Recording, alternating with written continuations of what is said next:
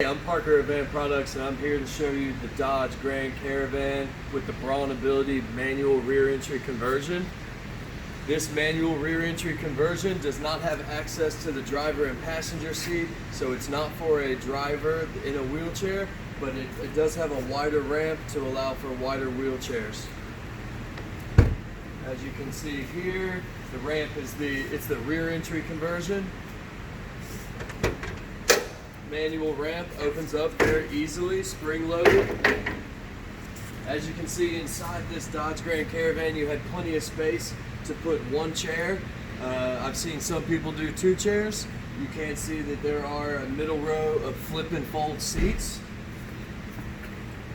which can easily be folded down and then folded up against the wall on both sides to allow for more wheelchair space.